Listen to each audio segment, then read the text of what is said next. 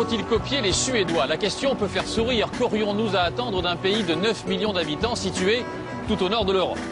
Eh bien, nous avons voulu voir de plus près et franchement, ça en vaut la peine. L'exercice du pouvoir, par exemple. Transparence, modestie, contrôle. Pour les Suédois, les ministres sont là pour servir et pas pour se servir.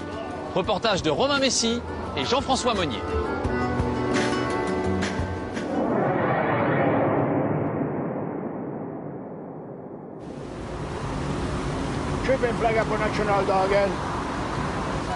Achetez un drapeau pour la fête nationale. Achetez un drapeau pour la fête nationale.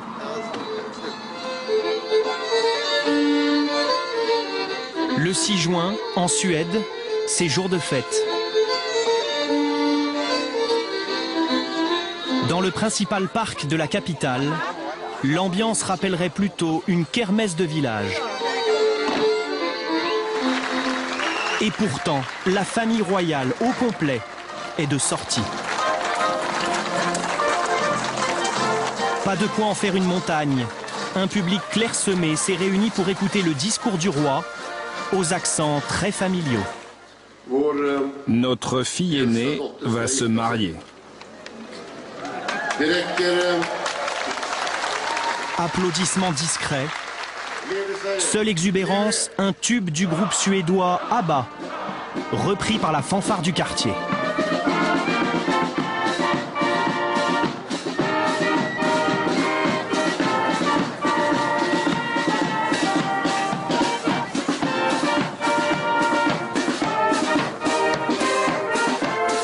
Pas de défilé, pas de feu d'artifice. En Suède, pour la fête nationale, on célèbre le drapeau avec modestie.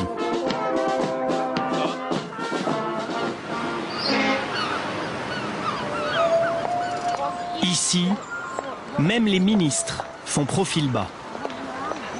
Gunilla Carlsson est membre du gouvernement suédois depuis maintenant 4 ans, ministre de la coopération internationale. Mais elle arpente le centre de Stockholm tous les jours, à pied et sans garde du corps.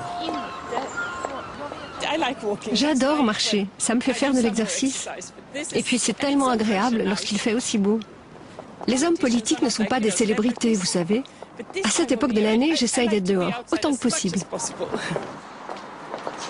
Lorsqu'elle n'est pas en voyage à l'étranger, Gunilla Carlsson retrouve tous les matins à 8h30 au ministère des Affaires étrangères sa petite équipe de collaborateurs. L'ambiance est plutôt décontractée.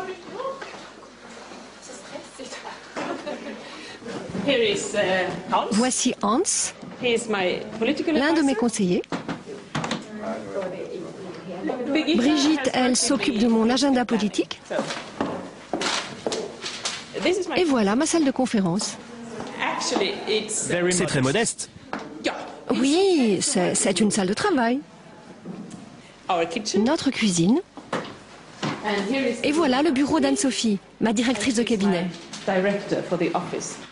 10 collaborateurs au total qui composent une équipe volontairement réduite, quand en France, n'importe quel secrétaire d'État est entouré au minimum d'une 30aine de personnes. Café au lait? Oui. Notre Premier ministre a été très clair. On ne doit pas avoir trop de personnel. On peut faire les photocopies nous-mêmes. Et si j'avais plus de conseillers politiques, ça montrerait aux gens que j'ai un peu perdu le sens des réalités. La démesure, pas vraiment le genre de la maison et de Gunilla Carlsson. Vous faites votre vaisselle? Oui, et je bois l'eau du robinet. Elle est très bonne, vous savez. Elle vient de Stockholm.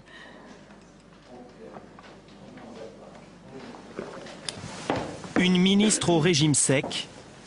Il n'y a que dans son bureau qu'elle se permet quelques petits plaisirs personnels.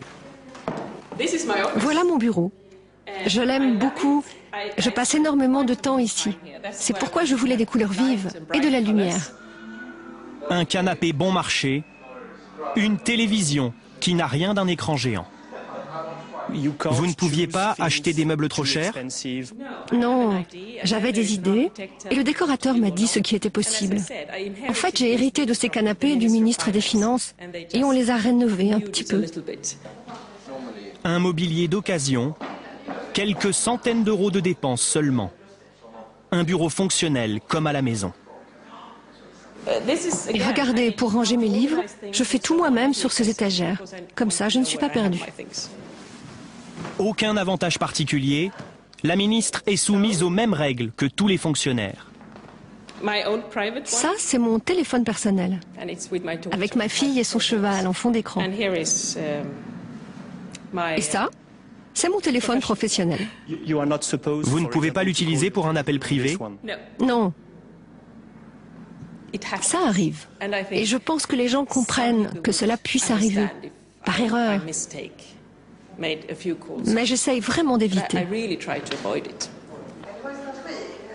La crainte d'être réprimandé, car en Suède, on ne badine pas avec l'argent public.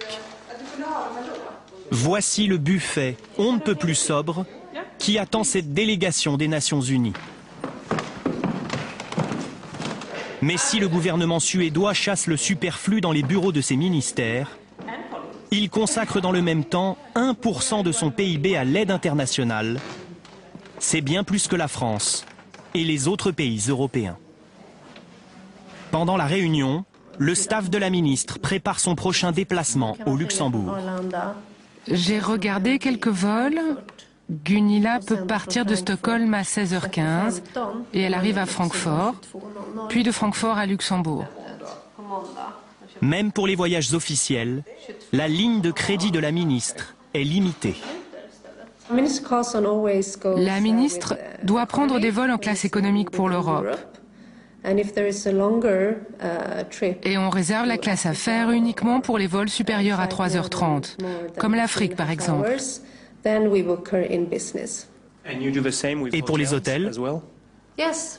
Oui, même chose. Pour la ministre, on réservera toujours une chambre standard, jamais une chambre trop luxueuse.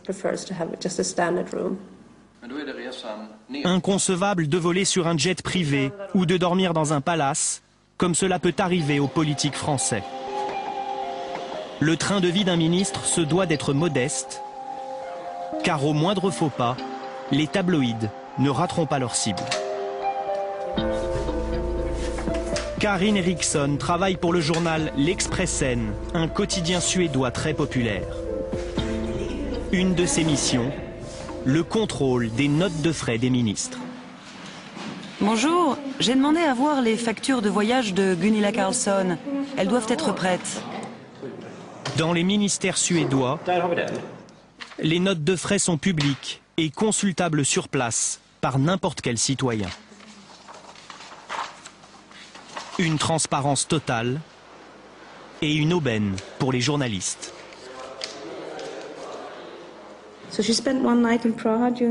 Ici, par exemple, sur les factures de ce voyage à Prague, on voit que la ministre a payé 85 € pour une nuit d'hôtel, ce qui n'est vraiment pas spectaculaire.